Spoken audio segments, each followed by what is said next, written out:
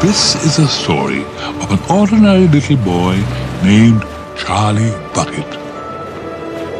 He was not faster or stronger or more clever than other children. His family was not rich or powerful or well-connected. In fact, they barely had enough to eat. Charlie Bucket was the luckiest boy in the entire world. He just didn't know it yet.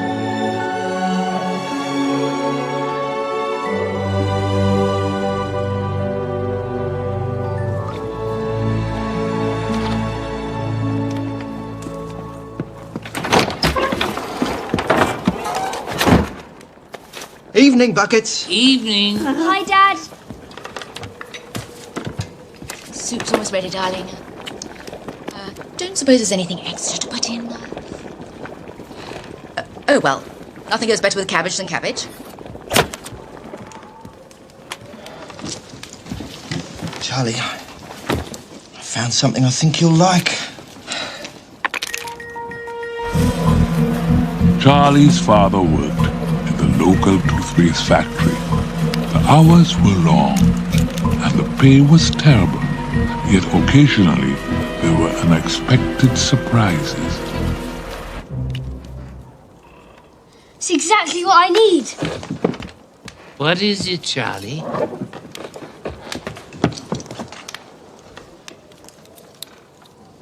Dad found it. Just the piece I needed. What piece was it? A head for Willy Wonka. How wonderful. It's quite a likeness. You think so? Think so? I know so. I saw Willy Wonka with my own two eyes. I used to work for him, you know. You did? I did. He did. He did. I love grapes. Of course, I was a much younger man in those days. Willy Wonka began with a single store on Cherry Street, but the whole world wanted his candy. Mr. Wonka? Yeah. We need more Wonka bars, and we're out of chocolate birds. Birds? Birds. Well then, we'll need to make some more. Here.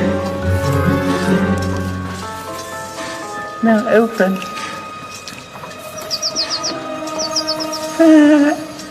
The man was a genius.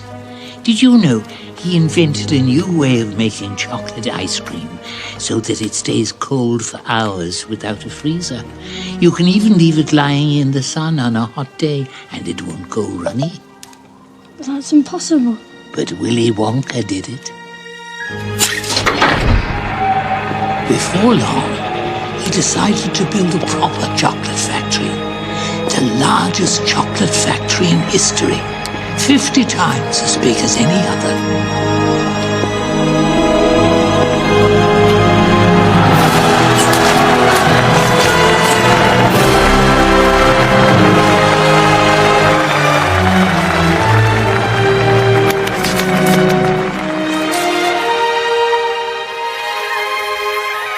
Grandpa, don't make it gross. Tell him about the Indian prince. He'd like to hear about that. You mean Prince Pondicherry? Well, Prince Pondicherry wrote a letter to Mr. Wonka and asked him to come all the way out to India and build him a colossal palace entirely out of chocolate. It will have 100 rooms, and everything will be made of either dark or light chocolate.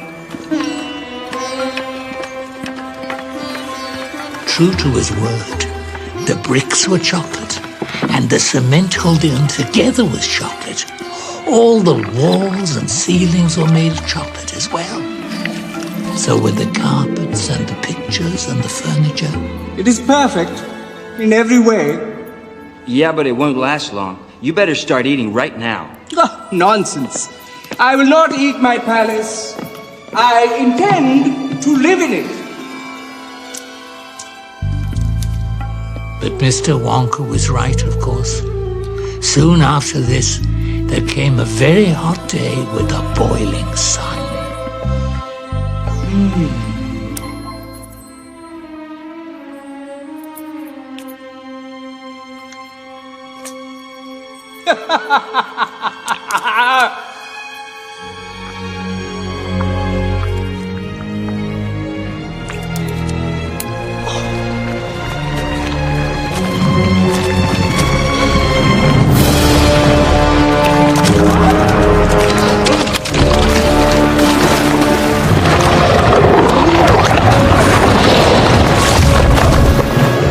Prince sent an urgent telegram requesting a new palace, but Willy Wonka was facing problems of his own. All the other chocolate makers, you see, had grown jealous of Mr. Wonka. They began sending in spies to steal his secret recipes.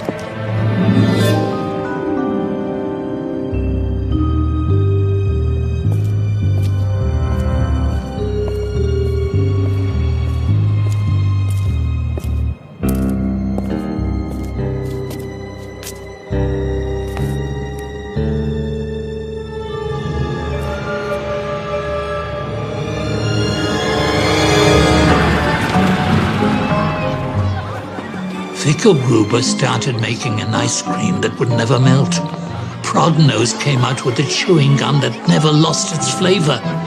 Then Slugwood began making candy balloons that you could blow up to incredible sizes. The thievery got so bad that one day, without warning, Mr. Wonka told every single one of his workers to go home. He announced that he was closing his chocolate factory forever. I'm closing my chocolate factory forever. I'm sorry.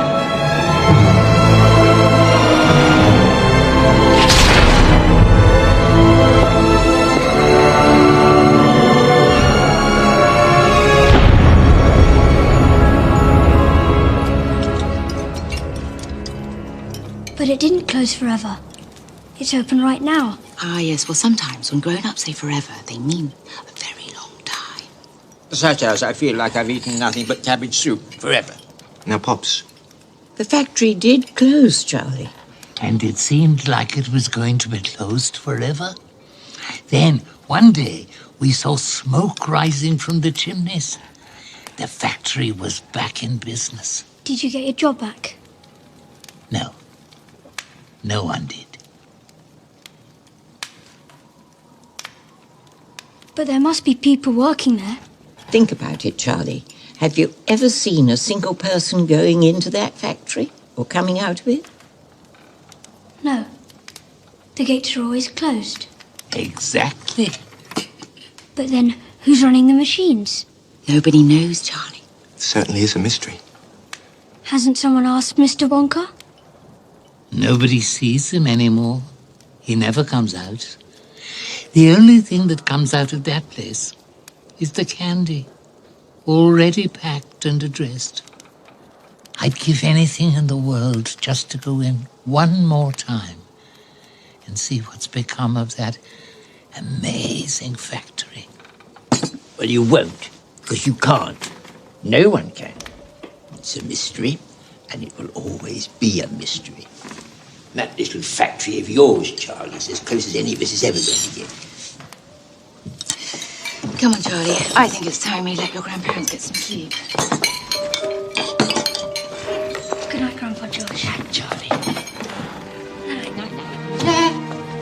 Thank you, dear. Night, Grandpa Joe.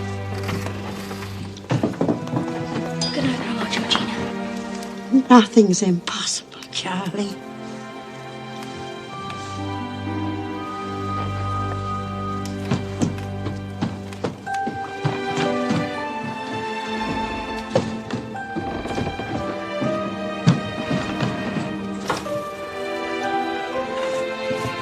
Good night.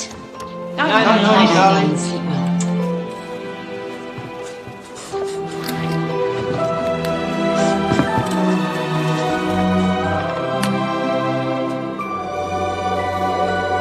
Indeed, that very night, the impossible had already been set in motion.